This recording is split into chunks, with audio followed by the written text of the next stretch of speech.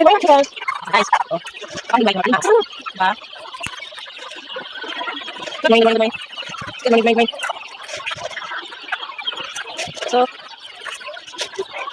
gamay sila diba? Ha?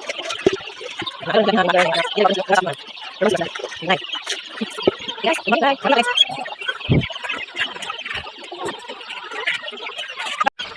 At dito sa video na ito, lumabas na ako, pumasok na ako doon. So dito sa kulungan ng mga chickens, para formal na ako magpapakain ng mga nakakulong ng mga sisiw. At ganoon din naman, hindi pa rin sila mabusog-busog. Hingi pa rin pagkain. Ganyan na sila kadami, guys. Mag-2 years pa lang, yung mother hen ng itong mga manok na ito is 6. Actually, yung binili ko noon is 9 pieces, 6 na babae at saka 3 lalaki. Kaya lang, masyadong marami yung lalaki. Nung lumaki na, binunta ko yung 2, tinira ko yung 1. Pero ngayon, dumami na yung yung booster ko. May isang nadagdag yung galing doon sa ko, yung lagaan nila doon. Kinuha namin, so may 2 na akong yung lalaki. Tapos, yung panganay na nag-iisang survivor na lalaki, so naging 3 na yung yung lalaki ko. So, kaya, yan, ang dami na.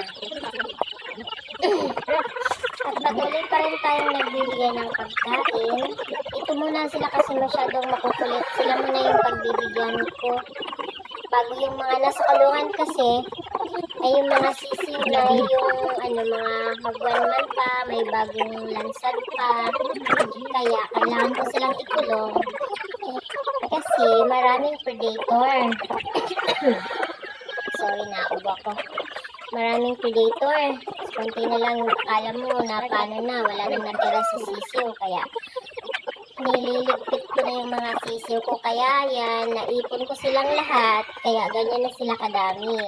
Nung hinahayaan ko lang sila kasi na makagala-gala, Ayalatag siya. So, kabalo na ng tag-ianag kinsa na iya. Wala na. Isa na lang Good yung sisiw na girl. naiwan. Sayang naman. Sayang yung pagod mo, yung gastos mo, yung effort mo. Kaya, maigi na yung liligpitin natin. Kaya yan na, padami. At, may hanggat maaalagaan ko pa sila. Papadamihin ko pa talaga yan. Hindi lang kasi yung manok, yung pwede mong magbenta. Pag marami ka ng inahin, makakaipon ka rin naman ng itlog. At hindi na kailangan masyadong madami yung itlog. O, dito na yung banda, yung Ganyan, maibigay natin. So, magkukuha na tayo ng transport, ng pagkain nila.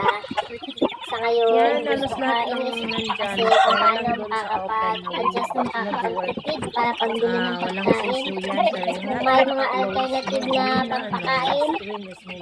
Siguro, kakahanap ako, pero sa ngayon, busy ako kaakapag sa kanila sa pag-aalaga. Kasi ako lang kasi nag-aalaga. Kaya yan. Masyado silang sa akin, attach. Kaya kita nyo, ganun lang sila kalapit. Lahat ng Kasi sinasadya ko pakainin sa palad. So, pag gusto mo daw kasi mapaamo yung manok, alaga mo, pakainin mo sa palad mo. Pero iba naman ang usapan mo sa tao. Pag pinapakain mo sa palad mo, kakainin at isusubo, pati naman abot hanggang sino. Sama. Dito na lang tayo sa manok. Ayan, may blue tag. Kasi iba yung may-ari niyan. Pinaalaga lang yan doon sa paalima system ko. May blue tag. Madami yan sila. May yellow tag, may white tag, at saka yung red tag. Para hindi ako malito kung sino yun at kung kanino sino may-ari para madali lang ma-distinguish kung yan yan sa kanya at maiba naman yan sa akin. Kasi madami din ako kasi personal ko lang kasi madami ako mother hen. Ito namang isang puti. Yan yung green tag. So iba din may-ari niyan. Kaya madali mo lang malaman kung kanino, hindi ka na malilito. Kasi sakit yata sa ulo mag-isip. At ito naman, may crown. Ayan. Yung nanay niyan is Bisaya, yung medyo maliit. May crown. Yung puti, yung nanay niya. Ayan na, magpapakain na tayo ng mga sisiw. Kasi, ang ingay na nila, nanghingi na ng pagkain yan, nakakulong. Mula pagbaba, hanggang ngayon, mga isang buwan or magdalang buwan na sila dyan. Ayan o, kulit. Pakakawalan ko lang yan pag mga tatlong buwan para nakakasurvive na sila sa lamig. Lutag, hello.